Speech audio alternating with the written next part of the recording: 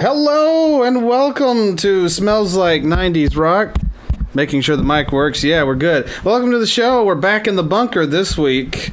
And brand new call service that we're using this week. Yeah, Curtis, latest technology, Google. Who would have thought Google had something?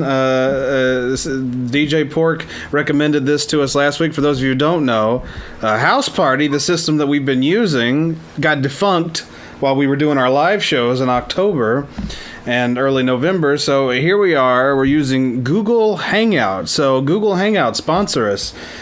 So far, helping keep radio alive, helping keeping this show flowing, and doing it in a big way, and also, I lost my train of thought. Yeah, so there you go, keeping the show alive. That's all that matters. I completely forgot what I was going to say. Yep. Smells like 90's Rock great again. There you go. The Google Hangout is making Smells Like 90's Rock great again. Whatever that means to you. But yeah, we're here, and Sheila's out again this week. She may return to the show one day. Who knows? It's crazy times. And what's going on in the world? What's going on in your world, first of all, Pork? Because we sometimes we skim over this and we miss some gems. That's why we just need to start the show with this. What, BOGO? I mean, what's new with BOGO? What's new with You're Just a Fireman? Because you dropped that bomb on us last week that he was back. I don't really work with him that often. Doesn't matter. You get updates. Doesn't matter. You get updates. Not really. I don't really have too many updates. I think he's expecting a third child coming into his world. No. Kind of thing. I mean, that's BOGO's just a hot mess. Well, and that's really, as a journalist, that's the hot story right there. That's what you need to keep your eye on, is that of BOGO, because I mean, he's just incredible. The fact that he screamed out BOGO. I was thinking. I'm pretty sure it started with a B, but I'm pretty sure it was just a made-up word that he used. But to show the affirmative. Well, on this show, though, he will be known as BOGO. But the crazy thing about that is it's just another example of some of the great talent that is hired at the Fancy Lunch on Silver's, who just says the weirdest things. At least he's not calling you glucose. Yeah, that's true. At least you have that. Sort of affirmed my decision to not go back full time. Yeah, I think you've made the right choice there for sure. Because if I went back full time, I would just be stressed out with BOGO. Yeah. I'm like, oh, hey, you hired this guy. If you'll excuse me, I'll be over here bleeding from the eyes. But at part-time, it's just kind of like some mild entertainment for me. Sure.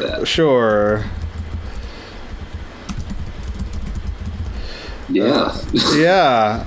And I'm not going to lie, I actually toyed. It really has affirmed my position to not go back full-time, because I started toying around with the idea just like last week. No. I started to have a panic attack, and I was just like, okay, that's a clear cut. Don't do it. You made the right call. Stay away from that place as much as possible. Holy God. And listen, I have a new life now. I can't really talk about it very much. But I got to admit, I've been enjoying this time as well. It feels good when you don't have to do the same thing over and over again. That being said, I've been keeping busy with everything for Superfuzz Productions and the Smokin' Hot Toddcast. And this show, Pork, you'll be happy to know I've already gotten this year's Christmas play written. And I think that deserves a round of applause if it'll play. There it is. Yes. Do what? I'm not hearing the applause. You didn't hear the applause? No, I just played it. Let's try it again. It's okay. We don't have, I don't need to hear it. It's fine. Well, that's weird. If you can hear my voice, you should be able to hear the applause. But it's fine. But yeah, round of applause because we just got the Christmas play written, and it's glorious. It's based around something big from this year, so because we have to include all the weirdness that the previous year has brought.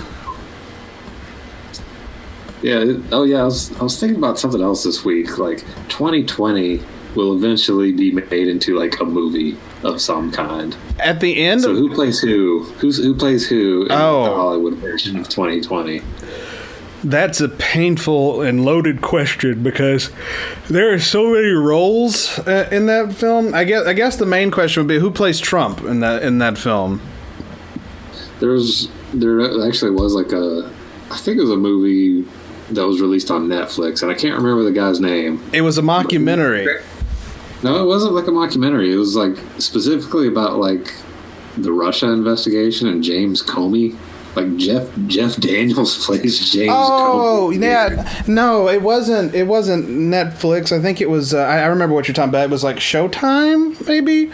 It was one of the movie channels. No, you're right. That movie, he was in that movie. That wasn't about 2020 though. That was about the James Comey thing from a few years earlier. And the guy, you Harry Potter fans will know this. The guy that plays Mad-Eye Moody in the Harry Potter films played Donald Trump. Yeah, I remember that film. Apparently does a good job, too. Does a good job at it, too. And that guy's British, so remember that. Now, I was thinking of, at the end of 2020, they actually, Netflix did a mockumentary about 2020 and basically just talked about how it was the worst year ever and we're probably all gonna die in the near future. It was fun. It's very funny. I forget the name of it, but if you get a chance, go watch that because that's a great thing. That's a very funny thing.